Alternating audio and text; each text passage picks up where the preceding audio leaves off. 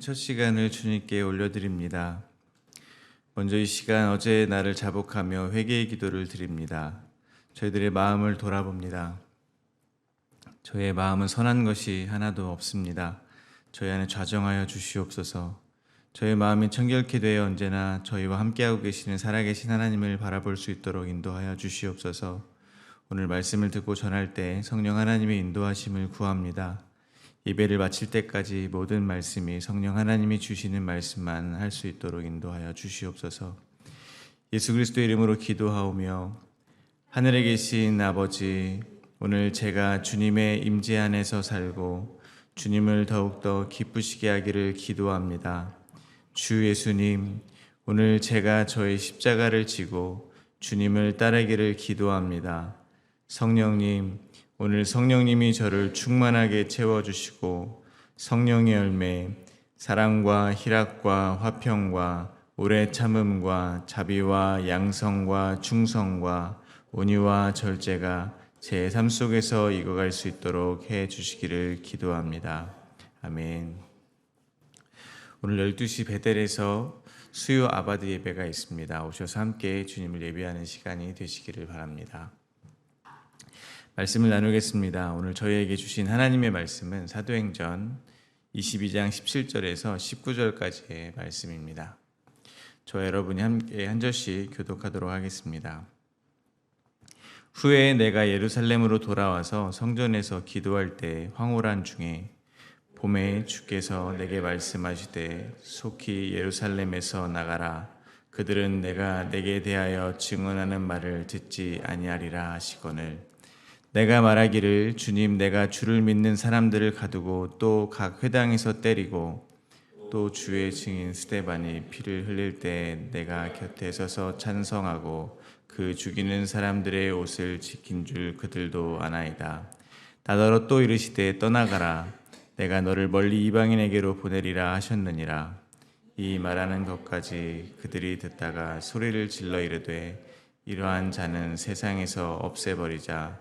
살려둘 자가 아니라 하여 떠들며 옷을 벗어던지고 티끌을 공중에 날리니, 천부장이 바울을 영내로 데려가라 명하고 그들이 무슨 일로 그에 대하여 떠드는지를 알고자 하여 채찍질하여 신문하라 한대, 가죽줄로 바울을 매니 바울이 곁에 서 있는 백부장더러 이르되 너희가 로마 시민 된 자를 죄를 정하지 아니하고 채찍질할 수 있느냐 하니, 백부장이 듣고 가서 천부장에게 전하여 이르되 어찌하여 하느냐, 이는 로마 시민이라 하니, 천부장이 와서 바울에게 말하되 내가 로마 시민이냐 내게 말하라. 이르되 그러하다. 천부장이 대답하되 나는 돈을 많이 들여 이 시민권을 얻었노라. 바울이 이르되 나는 나면서부터라 하니, 함께 읽겠습니다. 신문하려던 사람들이 곧 그에게서 물러가고 천부장도 그가 로마 시민인 줄 알고 또 그 결박한 것 때문에 두려워하니라. 아멘. 바울은 천부장의 허락을 얻어서 유대 백성들에게 말을 하고 있습니다. 바울은 다메섹 도상에서 빛으로 오신 예수님을 만났고 자신도 유대인으로서 누구보다 율법을 잘 지키고 하나님에 대한 열심이 있었으나 알고 보니 그 열심은 예수 그리스도를 핍박하는, 즉 하나님을 핍박하는 열심이었음을 고백하고 있습니다. 그리고 역시 율법으로 경건하여 유대인에게 존경을 받는 아나니아로부터 예수님의 증인이 되는 것이 바울이 이제부터 해야 하는 주님의 일임을 듣게 되었습니다. 그리고 사람들에게 지체 말고 주의 이름을 불러 세례를 받고 죄 씻음을 받으라고 말을 했습니다. 오늘 본문에서 바울은 유대인을 향한 이야기를 이어가고 있습니다. 오늘 본문은 두 문맥으로 나누어서 묵상하도록 하겠습니다. 첫 번째 문맥은 17절부터 21절입니다.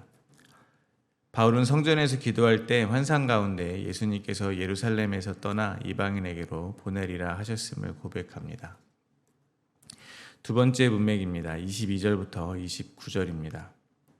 천부장이 바울을 신문하려고 했지만 바울이 로마 시민권자인 것을 알고 두려워했습니다. 첫 번째 문맥입니다. 바울이 예루살렘으로 돌아와 있었던 일을 이야기합니다. 17절입니다. 후에 내가 예루살렘으로 돌아와서 성전에서 기도할 때 황홀한 중에 17절은 그 후에라는 말로 시작을 하고 있습니다. 그 후라는 것은 바울이 다메섹에서 아나니아를 통해서 이제 무엇을 해야 할지 알게 된 이유가 될 것입니다. 그것은 사도행전 22장 15절에 기록된 것처럼 예수님을 위하여 모든 사람 앞에서 보고 들은 것의 증인이 되는 것입니다. 이는 저희도 마찬가지라고 생각을 합니다.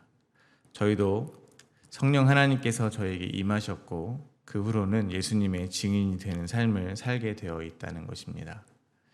그렇다면 주님이 누구신지 알았고 무엇을 해야 하는지 알게 된 저희 같은 성도는 모든 삶의 문제에 있어서 이제 질문이 바뀌어야 될 것이라고 생각합니다.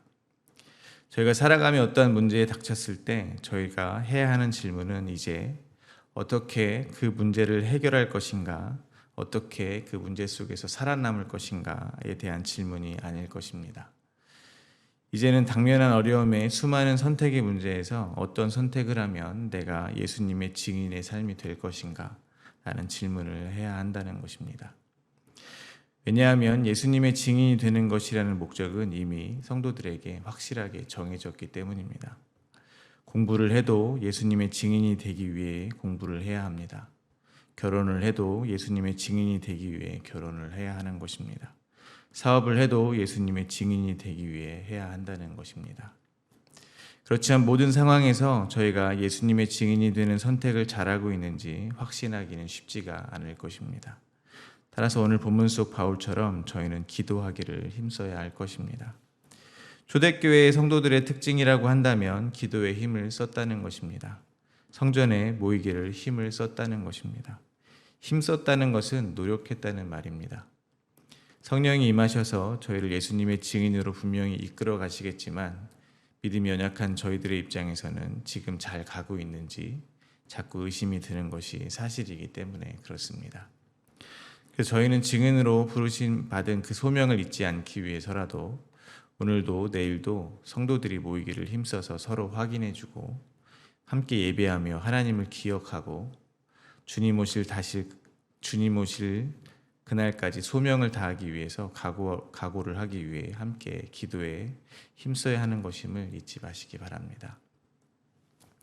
바울은 이제 자신이 할 일이 예수님을 증언하는 것임을 깨닫게 되었습니다. 그래서 예루살렘에 돌아와 자신과 같이 영적인 눈이 멀어서 예수님을 핍박하고 있는지도 모르는 유대인 형제들에게 복음을 전하고자 예루살렘으로 달려왔을 수도 있을 것 같습니다. 그런데 주님의 생각은 바울과 달랐습니다. 18절입니다. 봄에 주께서 내게 말씀하시되 속히 예루살렘에서 나가라. 그들은 내가 내게 대하여 증언하는 말을 듣지 아니하시리라 하시거늘. 바울이 성전에서 기도할 때 예수님이 말씀하셨습니다. 서둘러 예루살렘에서 나가라는 것입니다. 바울이 복음을 전하려고 했던 유대인들은 바울이 예수님에 대해서 증언하는 것을 듣지 않을 것이기 때문이라고 하셨습니다. 이 말을 뒤집어 보면 그들은 주님께서 긍휼히 여기지 않겠다고 하시는 말이 될 것입니다. 로마서 9장 18절입니다. 그런즉 하나님께서 하시고자 하시는 자를 긍휼히 여기시고 하고자 하시는 자를 완악하게 하시느니라. 따라서 예수님의 십자가 죽음과 부활의 증언을 듣고 믿게 된 저희는 저희를 긍휼히 여겨주신 주님의 은혜에 정말 감사해야 될 것입니다. 예전에 한 청년을 전도하기 위해서 복음을 전하던 일이 있었습니다. 선물도 많이 사주고 밥도 많이 사주고 집에도 자주 찾아가고 만날 때마다 그 청년의 눈치를 살피며 복음을 전했습니다. 이렇게도 전하고 저렇게도 전했습니다. 논리적으로도 전하고 감정적으로도 전했습니다. 그리고 한 번은 이렇게 물었습니다. 예수님을 안 믿는 것이 이쯤이고 예수님을 믿는 것이 이쯤이라면 너의 마음은 솔직히 어느 정도에 있느냐라고 물었습니다. 그 청년은 솔직히 처음에는 거의 제로에 가까웠는데 지금 한 3분의 2쯤에 와 있다고 했습니다. 그리고 늘 이렇게 이야기를 했습니다. 선생님의 이야기는 너무 잘 알겠습니다. 그러나 나도 믿고 싶은데 마음대로 되지가 않습니다. 그런 이야기를 나누고 그 주일 예배 찬양 인도를 하러 올라갔는데 갑자기 저에게 이런 마음이 들었습니다. 이렇게 믿기 어려운 복음을 나는 어떻게 이렇게 철석같이 믿고 있지? 정말 감사하다 이런 생각이 들었습니다. 저희가 복음을 전해도 믿지 못하시는 분들을 만나면 정말 안타까운 마음이 드는 것은 사실입니다. 그러나 그와 동시에 늘 기억하셨으면 좋겠습니다. 저희가 믿음을 가지게 된 이 사실이야말로 기적 중에 기적이라는 것입니다. 주님의 은혜를 잊지 마시기를 바랍니다. 저희를 긍휼히 여겨주시기로 주님이 작정하지 않으셨다면 저희도 영원한 죽음의 길로 갔을 것입니다. 오늘 유대인들에게 바울이 복음을 전한 것 같이 바울과 같이 대단한 사람이 오셔서 저에게 복음을 전해도 아무 소용이 없는 것입니다. 저희가 구원받는 것은 전적인 주님의 은혜였음을 기억하시기 바랍니다. 바울은 예루살렘을 떠나가라 하시는 주님께 자신의 생각을 이야기합니다. 19절과 20절입니다. 내가 말하기를 주님 내가 주를 믿는 사람들을 가두고 또 각 회당에서 때리고 또 주의 증인 스데반이 피를 흘릴 때 내가 곁에 서서 찬성하고 그 죽이는 사람들의 옷을 지킨 줄 그들도 아나이다. 주님의 말씀이 분명히 있었지만 바울은 바로 내 주님 하지 않았다는 것입니다. 쉽게 말해서 한 번에 순종하지 않았다는 것입니다. 나름 자신의 생각을 예수님께 이야기한 것입니다. 바울의 이유는 타당합니다. 유대인으로서 바리새인으로서 자신의 과거를 그들이 알고 있기에 유대인들은 자기의 말을 들어줄 것이라는 것입니다. 그렇게 자기가 유대인에게 복음을 전하는 것이 더 효율적이라는 것입니다. 주님의 말씀이 있었음에도 자기의 생각을 말하는 것입니다. 마찬가지로 저희도 그럴 수 있다고 생각합니다. 성경의 말씀보다도 저희들의 생각과 경험이 더 신뢰가 될 때가 있다는 것입니다. 바울이 유대인에게 복음을 전하는 게 좋겠다고 말을 했으나 주님은 다시 말씀하십니다. 21절입니다. 나더러 또 이르시되 떠나가라 내가 너를 멀리 이방인에게로 보내리라 하셨느니라. 주님은 재차 바울에게 말씀하십니다. 떠나가라는 것입니다. 주님의 계획은 바울의 생각과 달리 이방인에게 보내는 것이라는 것입니다. 저는 성경에서 이렇게 주님께서 성경의 인물들에게 말씀해 주시는 장면이 참 좋습니다. 어쩔 때는 주님은 자고 있는 이들에게 찾아가서 말씀을 해 주십니다. 잠결에 하나님의 부름을 무시하면 2번이고 3번이고 말씀해 주셨습니다. 그리고 때로는 환상을 보여주셨습니다. 때로는 사람을 통해서 전달해 주셨습니다. 저는 뭔가 주님의 친절함 같은 것이, 따뜻함 같은 것이 느껴져서 좋습니다. 마찬가지로 성도인 저희들에게도 늘 막막하기만 한 주님의 증인된 삶의 순간순간 반드시 들어야 되는 말씀이 있는 그곳에서는 저희가 들을 수 있도록 분명하게 주님께서 말씀해 주실 것이라고 저는 믿습니다. 바울이 지금 유대인들에게 간증하며 말을 하고 있다는 것은 기도할 때 황홀한 가운데 주님과 대화한 것이 확실한 자기의 체험이기 때문일 것입니다. 아마도 주님의 음성이었던 것 같아가 아니라 확실한 자기 경험이었기 때문에 이렇게 말할 수 있는 것이라고 생각합니다. 저에게도 꼭 필요할 때 그렇게 친절하고 분명하게 저의 갈 길을 보여주시고 알려주실 줄을 믿으시기를 바랍니다. 또한 기도는 이렇게 자기의 뜻을 굽히고 주님의 뜻을 따르는 과정임을 또한 깨닫게 되는 것 같습니다. 그리고 기도는 주님께서 자녀를 키우는 아버지처럼 저의 삶에 간섭하시고 돌보아 주심을 느끼는 시간임을 또한 깨닫습니다. 그런데 현실에서의 기도는 점점 어려워지는 것만 같습니다. 저의 경우를 들자면 주님을 인격적으로 경험한 그 시기에는 기도의 틀도 없었고 내용의 제한도 없었습니다. 그야말로 친근하게 주님과 대화했고 기도를 통해 주님과 교제했습니다. 시간이 가면 갈수록 저의 기도는 딱딱해졌습니다. 기도의 내용은 전 세계를 품을 만큼 풍성해 보였습니다. 그러나 솔직히 주님과의 친밀함은 점점 줄어드는 것 같았습니다. 기도는 점점 어려워졌습니다. 바리새인과 같이 제가 잘하고 있는 것들을 열거하기 시작했습니다. 잘 못하는 것이 있으면 기도가 막혔습니다. 그러나 저는 신앙생활이 오래되면 될수록 그 반대가 되어야 된다고 생각합니다. 신앙생활을 오래 하면 할수록 더 친밀하고 더 가까이 주님께 나아갈 수 있어야 된다고 생각합니다. 왜냐하면 신앙생활을 하면 할수록 제가 받은 은혜가 얼마나 말이 안 되는 것인지 인정할 수밖에 없기 때문입니다.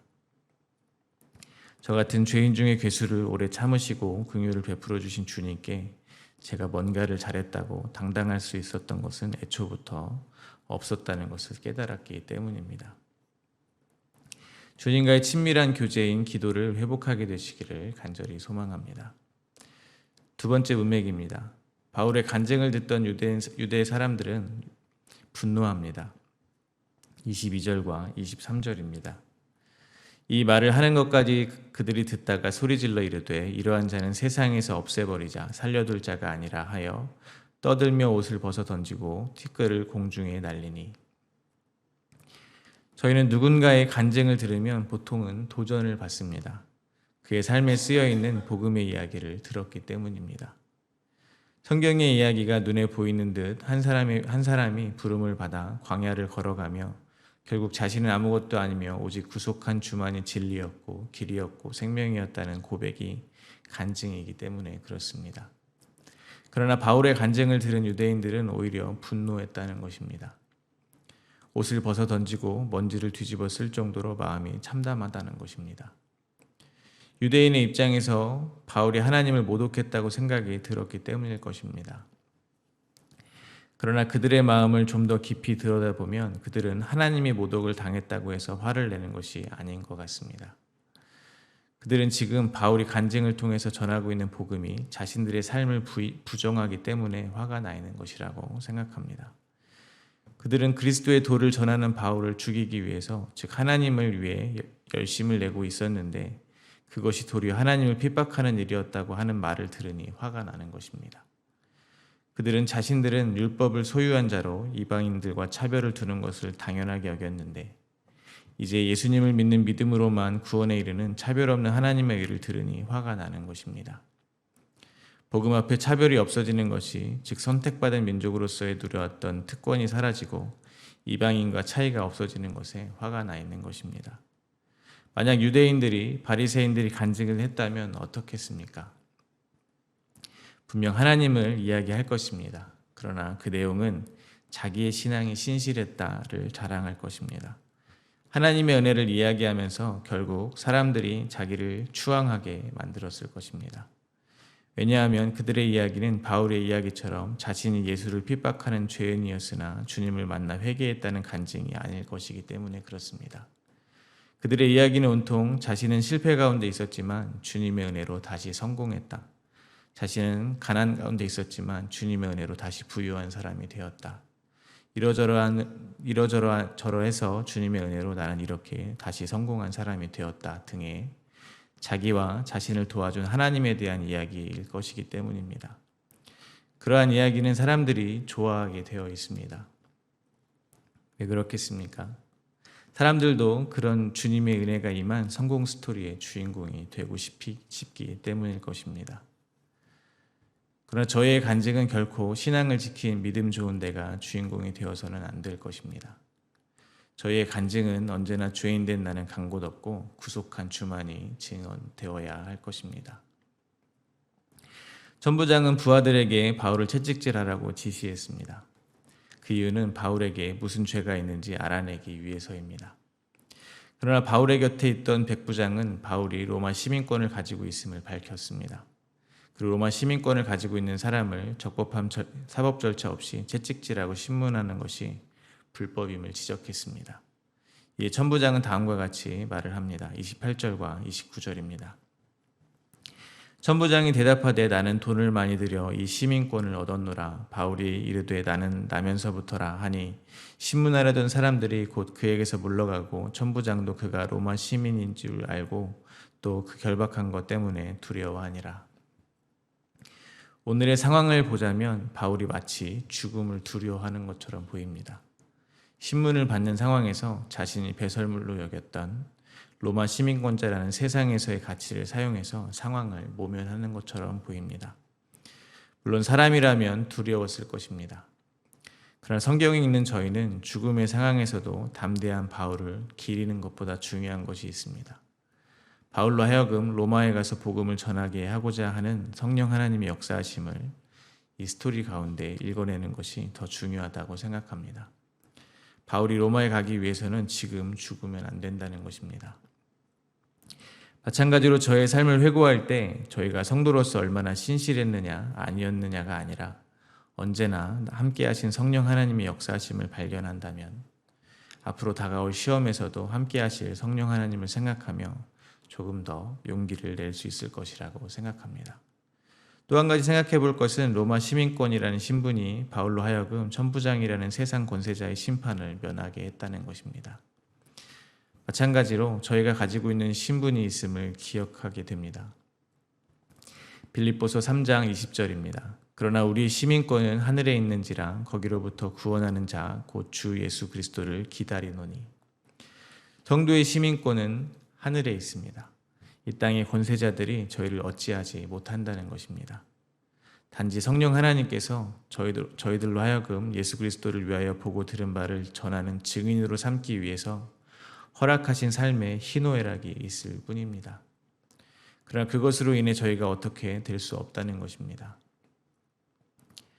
그러므로 저희 인생에 닥치게 되는 좋은 일, 나쁜 일 모두 지나가는 바람과 같이 여기시게 되시기를 바랍니다.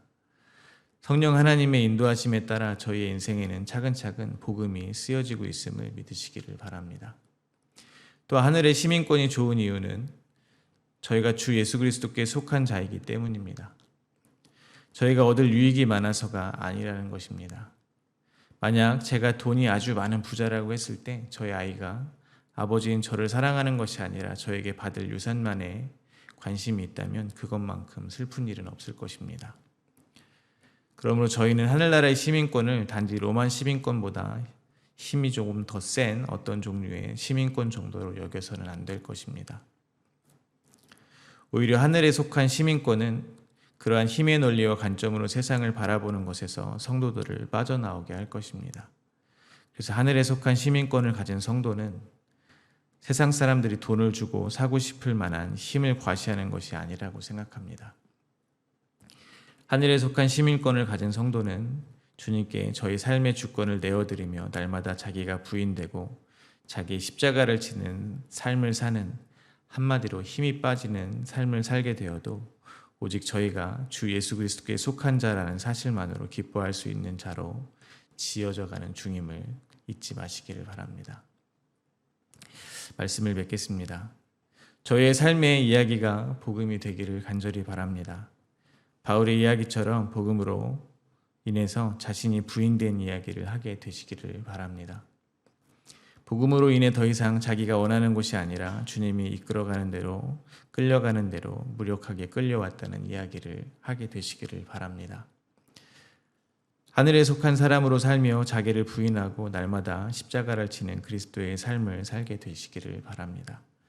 오늘도 저의 약함이 누군가에게는 하나님을 붙잡고 살아갈 소망이 될 줄로 믿으시고 오늘 하루도 살아가게 되시기를 간절히 소망합니다.